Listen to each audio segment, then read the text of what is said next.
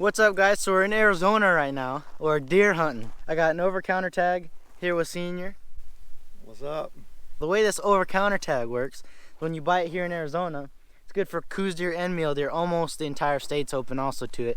That's awesome. You get 3 seasons: January, sometime in August, September, and December. So that's a long time to hunt. So pretty much, we're gonna be out here a couple days. So this is most likely gonna be like a 3-part series, unless I kill tonight, like the first night or second night, which I doubt, because once again, like I said, I got December if I don't kill on this trip. So unless I see something good that I'd be willing to put a stock on, then it's most likely not gonna happen. We're not gonna pull the trigger. We're making sure the bows are sighted in, or the bow is sighted in, and then if it is, we're gonna go ahead and start looking for some deer. Now, we're here earlier than we have been. It's still kind of hot out here. You know, we're looking at them. They should still be in velvet. So I love hunting velvet muleys. That's one thing about it. There's no coos deer where we're at. I don't think so, at least. No. But we're gonna go ahead and sight in this bow real quick, or make sure it's sighted in, and then go ahead and start looking for some deer. And you guys already know, if you've watched our hunting videos, we live out of our truck. Everything we need is in there. We got a bunch of King Camp gear. Everything we need, water, food, everything's in here for the next three days to a week. We could survive with what we have in here, and we don't have to go back to town. We sleep on these mountaintops, just kind of rough it, enjoy the wilderness, no internet connection, and it's just a good time. So let's do it. Right now we're moving 20, 30, 40, 50, 60.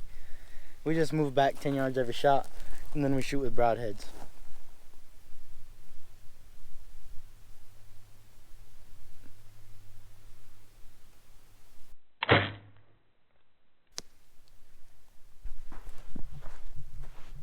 I aim for that deer.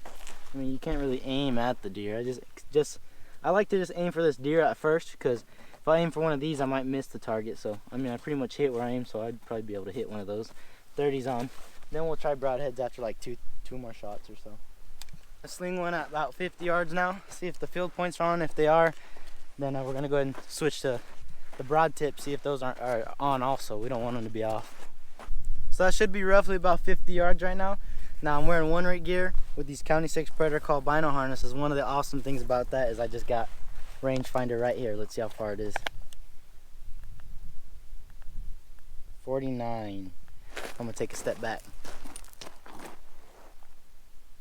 50. So right here's 50.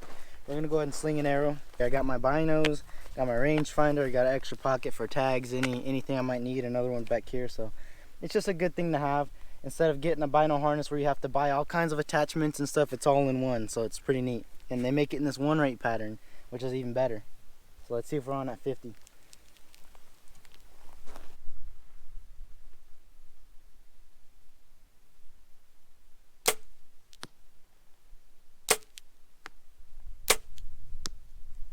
So we got broadheads.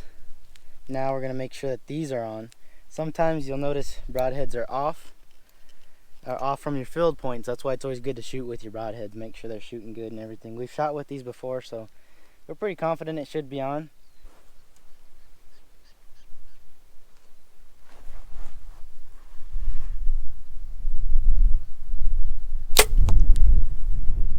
I'm pretty much hitting a bullseye out to 60 yards, so I'm more than comfortable at 60. If I need to take a 70, I will. Pretty confident in 70 also, so we're sighted in, we're ready to go. Broadhead's shooting good, everything's shooting good. So I was wondering why I wasn't going in and my trigger was in the way, but we're good. I was hitting the bullseye, like I said, all the way out to 60. So pretty much a deer 60 and under's dead deer. 70 yards, I will take the shot if I have to, and I'm more than confident it will be a dead deer also. So we're sighted in and we're ready to go. Beautiful country out here.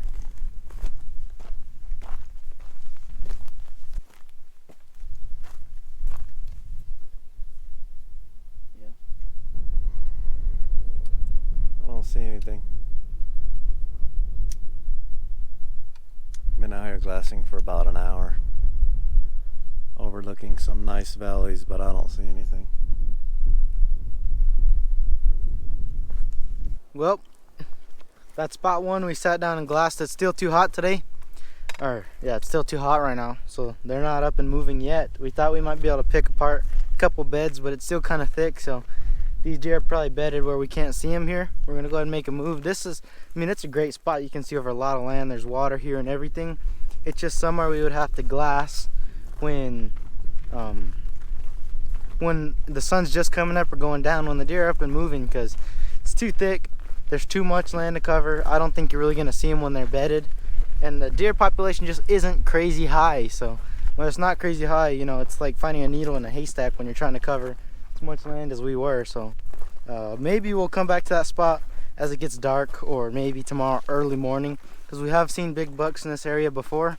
But as of now, we're gonna go ahead and make a move, see if we can't find a couple deer, maybe bedded or something in a spot that's a little bit easier to glass. This is the second spot here.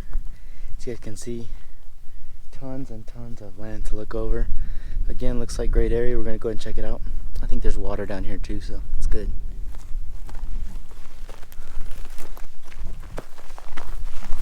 There's a big cubby of quail right here. I'm gonna try to film them now.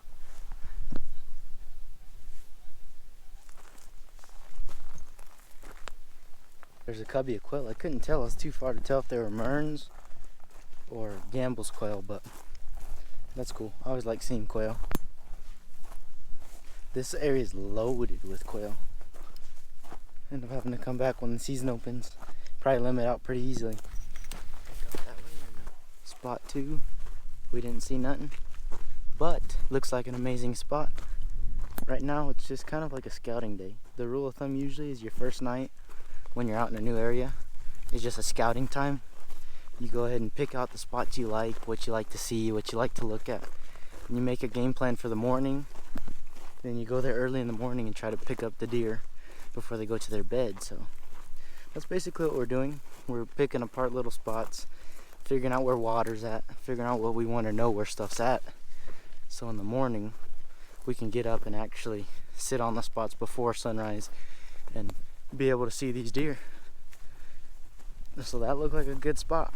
I don't know if it's a priority spot, but it was super easy to glass. There's a lot of stuff going on there, so I'm gonna go ahead and walk over the ridge pretty much to the other side, and that'll be our third spot we're gonna look at.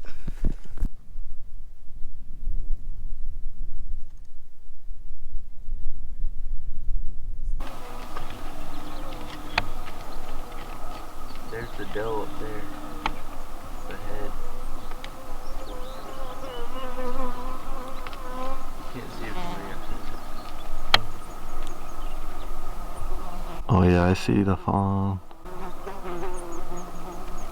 I mean the doe. Well, our first sightings, couple little babies. We want your daddy. Alright, we just got done glassing our final spot. Now we're just gonna go sit in an area where we think they might be. We're out in the middle of nowhere and a quad just flew by us, so spooked anything around here. Gonna go get Adrian's bow, sit in a spot, see if we can make something happen. We have a feeling that like these velvet bucks, it's thicker way up high and everything, and they just need more water, they need more food, more resources. So we're thinking they're low right now. They're not way up there in the high country. We glassed for a long time and there's not a whole lot up there. But down here, the second we came down and started glassing, there's deer everywhere. So, you know, they're trying to get their antlers to grow. They're eating good. They're out here eating with the cows and everything. What's weird about this country is a lot of times when you get in the high stuff, it kind of opens up. So that's why it's usually a good place to look for bucks when they're in velvet. But here it gets really, really thick with trees and stuff. So they don't like that because their horns are actually sensitive when they have velvet, because they're still soft and malleable a lot of times, and they can break, and they actually have feeling in them. So because of that, they'll hang out in the more open stuff. So that's this low country, and they need a lot of water to help sustain the growth, and good food, which is created by water. So that's why we're hoping they're here, like he was just explaining. Alright guys, you guys can see we're in the tent. Bugs everywhere. It was a pretty good day today, though. We didn't see a whole lot. We ended up seeing, what was it? We saw one forky horn and probably 4 does. So I mean, it wasn't the best of days, but still a good day overall. We switched locations. We're in a little bit lower country now, where there's more water. We think that's what it's gonna take. 105 degrees out here, and it's 8:30 at night. And we're out here. I'm freaking sweating in this tent. And we got one little light on, and there's so many mosquitoes and bugs hitting the side of the tent that it actually sounds like it's raining. Ridiculous amount of bugs. Tired of this place. They're absolutely insane. They're everywhere. Look at this. Look, there's a praying mantis. Oh, the praying mantises are here catching the bugs. They're here catching bugs to eat. Yeah, but there's an absolutely insane amount of bugs here, I know. This place is loaded. I've seen some big bugs in this area in the past also. So hopefully we can find them tomorrow.